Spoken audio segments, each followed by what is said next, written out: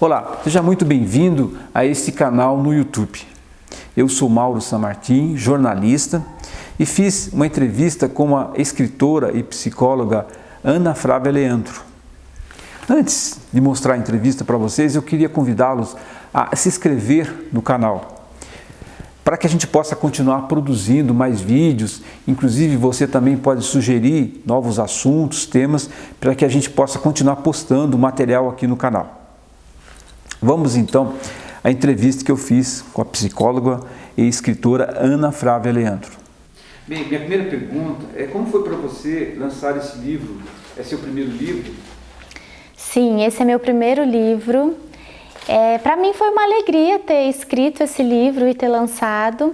Interessante que quando eu comecei esse projeto, vou te contar um segredo que eu ainda não contei para ninguém, tá? Esse livro, a ideia do livro surgiu uma semana depois de terminar um relacionamento que para mim tinha sido muito significativo e eu precisava elaborar aquilo tudo, então eu comecei a escrever.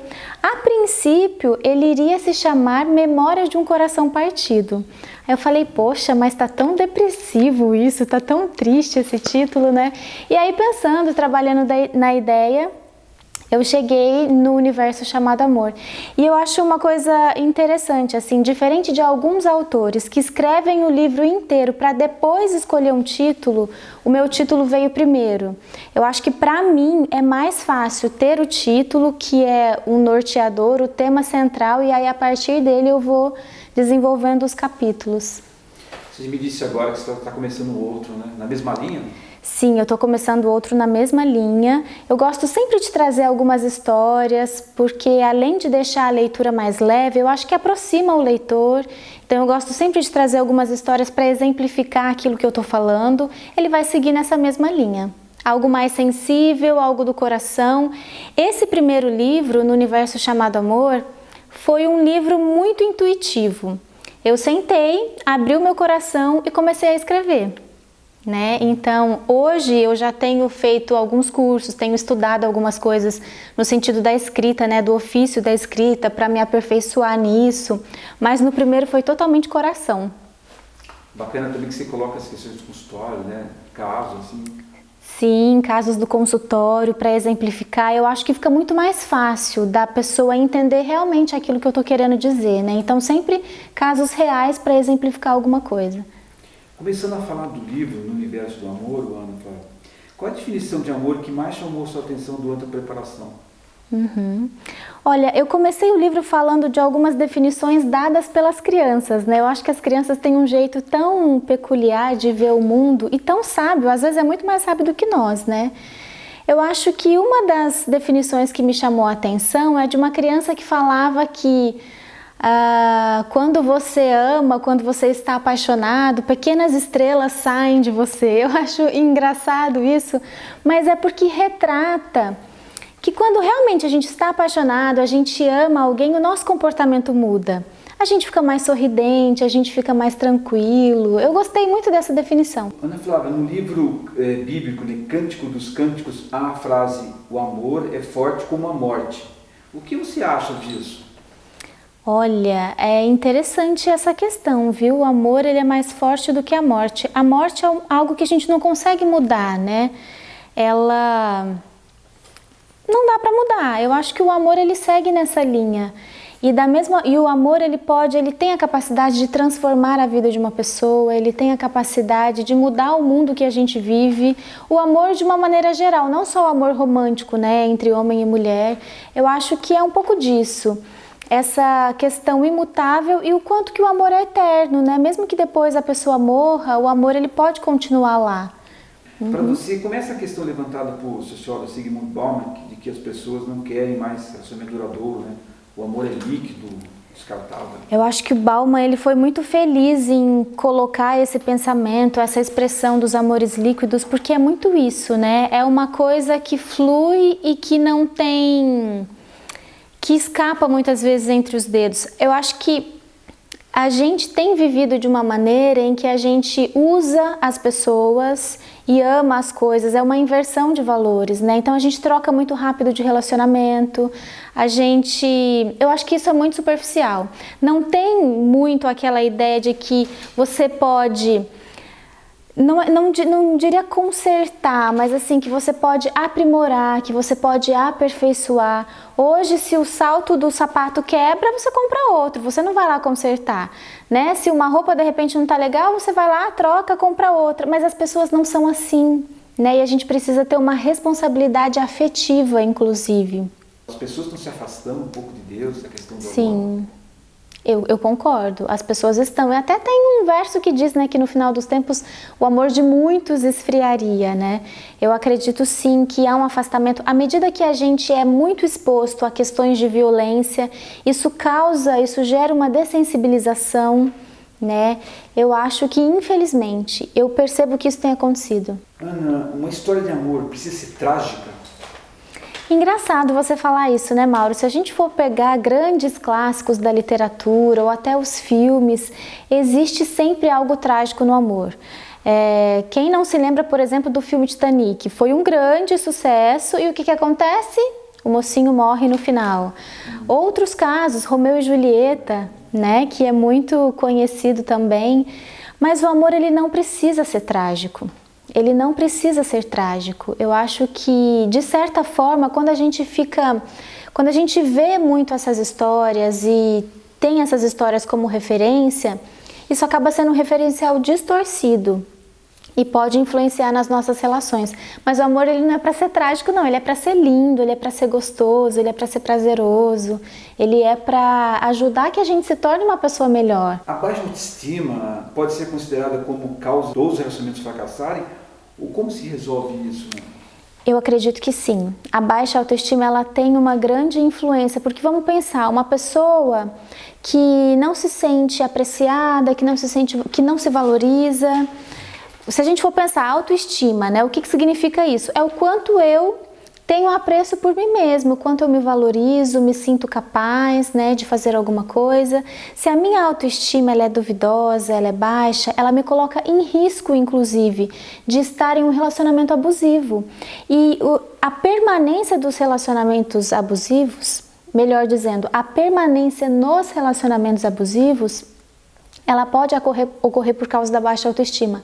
Aí aquele cara fala assim, não, você não é nada, você não merece nada, olha aí, já fez alguma coisa errada de novo, viu? Quem que vai amar você como eu amo? Então é um grande perigo. Eu acho que a baixa autoestima ela nos coloca num grande perigo. Eu acho que a pessoa pode começar descobrindo quais são os pontos fortes dela, sabe? Quais são as qualidades que ela tem e começar a valorizar isso. Porque todo mundo tem algum talento especial, tem alguma coisa que sabe fazer bem. Eu acho que um grande começo é olhar para si, para aqueles pontos positivos, desenvolver isso cada vez mais e valorizar isso. Eu acho que é um bom começo. Como a pessoa precisa lidar com os casos de amor fracassado na sua família e fugir da mentalidade que ela também vai fracassar num relacionamento amoroso? É interessante isso, né? A família é onde a gente aprende a nossa primeira visão do mundo. Então, se de repente uma menina, um rapaz, dentro de casa, viveram um relacionamento fracassado dos pais, eles podem crescer com aquela ideia, isso aí não dá certo não. Casamento é tudo igual e na verdade não é, né? Cada pessoa é única, cada relacionamento é único e é muito importante se identificar isso para a gente poder, de certa forma, quebrar um ciclo vicioso, sabe? Que acontece muito nas famílias. A gente estuda uma questão que é da transgeracionalidade, o quanto que a maneira de viver, os padrões estabelecidos nas gerações passadas vão se repetindo, vão influenciando as gerações futuras, né? Então a gente precisa identificar isso para quebrar esse ciclo. Se porventura a gente está falando para alguém cujos pais, cujos irmãos, familiares, enfim, pessoas próximas tiveram alguns relacionamentos fracassados, saiba que foi o relacionamento deles e a gente pode, observando a história das pessoas, aprender muito. Então, assim, poxa, o relacionamento dos meus pais não deu certo. Por que não deu certo? Se for preciso, faz uma listinha, faz um momento de reflexão e decida fazer diferente. A personalidade, Ana, como é que funciona a personalidade no universo do amor? Olha, a personalidade, ela é essencial. Porque a personalidade, resumindo de uma maneira muito simples, é o jeito de ser de uma pessoa, é a maneira como ela se comporta frente às situações da vida. Então, ela é extremamente importante porque ela vai ditar, digamos assim, o tom daquele relacionamento, né? Então, a gente precisa conhecer a nossa própria personalidade para também buscar na personalidade do outro. Eu vou dar até, inclusive, um exemplo pessoal. Eu, particularmente, sou uma pessoa que não consigo viver com outra que eu tenha que fazer tudo dentro de casa, por exemplo. Então, por exemplo, sabe aquele homem que se você não colocar a comida do prato ele não come? Esse é o meu jeito de ser. Tem mulheres que, ok, dão muito bem com isso, e homens também. Não é o meu caso. Então, assim, a gente precisa conhecer quem é você. Como que você reage frente às situações da vida? Qual que é a sua visão política, né? Hoje em dia é um assunto aí tão... que a gente, enfim, pode suscitar tantos debates, né? Mas é importante, porque quem você é, que tipo de relacionamento você quer, você precisa saber dessas respostas para poder buscar alguém que combine com você. 100% nunca vai ser, mas alguém que te entenda e alguém que combine com você, que tenha objetivos comuns. Eu acho que é importante. O básico, né? Conhecer a pessoa, né? Sim, conhecer a pessoa e conhecer a si mesmo, Mauro.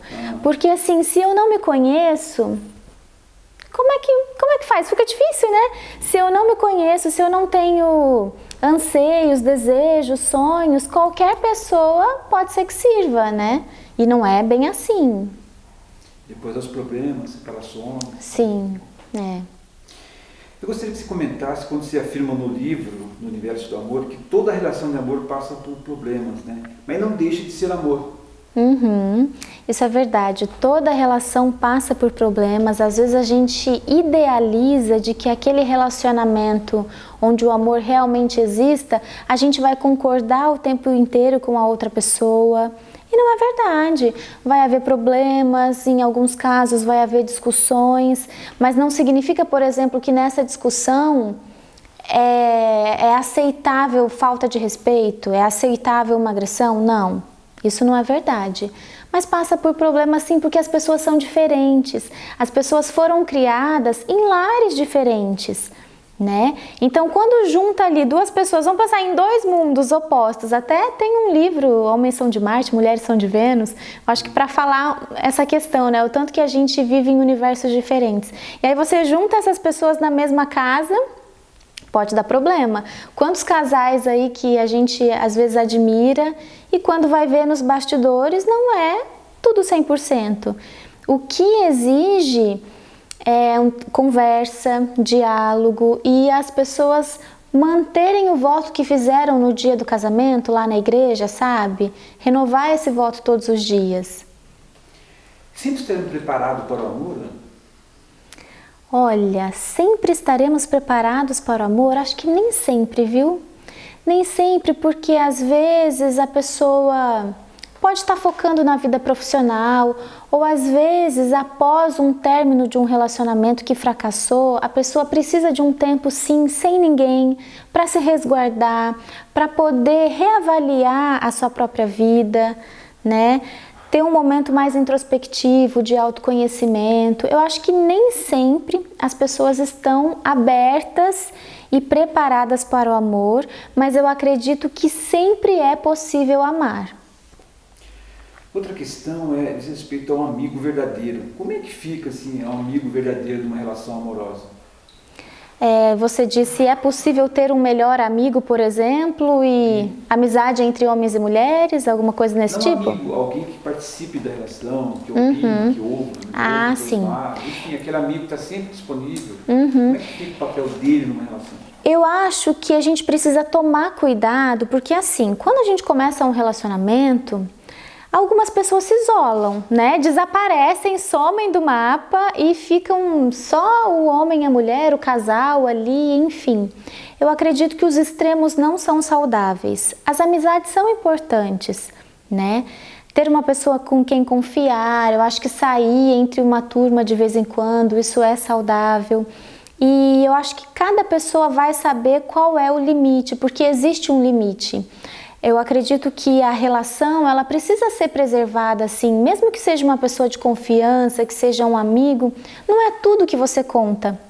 Uma coisa que às vezes acontece, Mauro, entre família, é que às vezes o casal teve uma briga, tal, aí a moça vai lá e conta pra mãe. Aí a mãe fica com raiva do genro.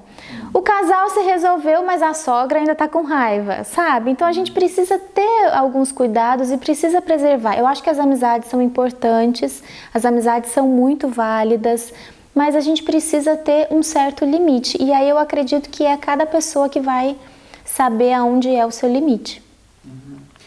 Por que é importante sentir dor? Por que é importante sentir dor numa relação de amor? Na verdade, eu não acho importante sentir dor numa relação de amor. Eu acho que o amor ele não deve machucar, tanto emocionalmente quanto fisicamente, né? O amor, assim, é até difícil a gente definir o amor, mas eu acredito que um elemento essencial é o bem-estar. Então, se de repente existe aí um abuso psicológico, um abuso físico, uma dor, eu acredito que tenha alguma coisa errada, alguma coisa precisa ser revista, porque o amor ele faz bem, o amor ele te deixa motivado, o amor ele te deixa feliz, ele te impulsiona a ser uma pessoa melhor, né? Então eu acredito que dor e amor, a dor ela até pode existir em alguns momentos no sentido assim, poxa, discutimos, estou chateada, estou triste, mas a gente precisa tomar cuidado com o sentido, o significado dessa dor e, né, em que nível que ela está. A gente não pode pensar, por exemplo, que uma mulher que sofra violência e o marido diz para ela, não, eu faço isso porque eu te amo. Tem alguma coisa errada aí. Eu justifico os casos, né? Tem muito casos de violência contra a mulher, de repente parte disso da dor que a pessoa vai se deixando passar, né? Sim, às vezes a pessoa acreditando que o amor, a dor faz parte do amor, ela se mantém numa relação assim, né? E isso se torna cada vez mais doentio. Então eu acredito que o amor, ele te deixa livre, ele não te prende. O amor, ele te dá asas para você percorrer caminhos, voos mais longos, sabe? Eu acho que o amor, sobretudo, expande o seu mundo. Ele vem para aumentar e não para diminuir. Me lembra agora a definição de 2 Coríntios 13, né? Um amor longânime. O amor é paciente, o amor é benigno, o amor não arde em ciúmes, não se ressente do mal. 1 Coríntios 13 é uma carta muito bonita de amor, né? Sobretudo do amor de Deus para conosco. Uma outra pergunta, o amor é escolha? Como fazer uma boa escolha? E o que evitar para não escolher errado? Muitas perguntas, né? Mas... Sim, mas eu achei super interessante. O amor é uma escolha, porque às vezes eu ouço no consultório assim, mas eu não queria amar ele, mas eu amo, eu gosto. Eu acho que de repente ter aquelas reações de frio na barriga, ter aquela reação de se sentir atraído por uma pessoa, talvez isso a gente não consiga controlar e dominar muito bem. Mas a gente pode sempre escolher o que a gente vai fazer com isso, né? Eu acho que estar aberto, disponível para amar, é uma escolha que a gente pode fazer a cada dia, acreditar no amor, acreditar no bem. Eu acho que é uma escolha sim, é uma escolha que deve ser feita consciente. E é importante porque assim, poxa, quando a gente é criança tem aquela perguntinha, né? O que você vai ser quando crescer? Você escolhe alguma coisa que te agrada, alguma coisa que tem a ver ali com as suas habilidades. Há quem diga, escolha um trabalho que você ama e você nunca terá que trabalhar na vida, né? Então eu acho que com os relacionamentos também é assim, poxa, eu quero me casar, eu quero ter filhos, ou eu só quero ter animais, por exemplo, porque os bichinhos hoje em dia muitos servem como filhos para muitas pessoas, né? Eu acho que a gente precisa escolher sim, a gente precisa, poxa, eu quero um marido que me entenda, que colabore comigo na minha casa, eu quero um marido que respeite a minha profissão, que às vezes inclui estar fora de casa em alguns momentos. Então a gente escolhe sim, é possível. Bem, gostaria de agradecer a Ana Flávia que veio aqui falar conosco, né, sobre esse assunto tão importante e necessário uma aprendizagem, né? E nada mais Ana que é psicóloga também, e escreveu esse livro que, aliás, eu recomendo o livro. Você que queira saber mais sobre o universo do amor, leia esse livro que você vai aprender bastante com o texto da Ana. Aqui nessa entrevista foi muito pouca coisa que a gente falou, né? Tem muito mais, o livro é bem rico em informação. Então eu gostaria de agradecer você por ter esse tempinho nessa manhã, né, para conversar com a gente, com o vídeo. Eu que agradeço, Mauro. Obrigada pelo convite. Tá, eu vou deixar aqui para você que está assistindo os links da Ana Flávia para você adquirir o livro, entrar em contato com ela sobre onde ver o livro, ou se quer conversar com a Ana, você vai ter os links aqui na descrição do vídeo. Eu gostaria de agradecer mais uma vez, agradecer também o Chuim, que nos cedeu o espaço para a gente fazer essa entrevista, o homem por trás das cenas aqui, e até uma próxima oportunidade. Muito obrigado. Tchau.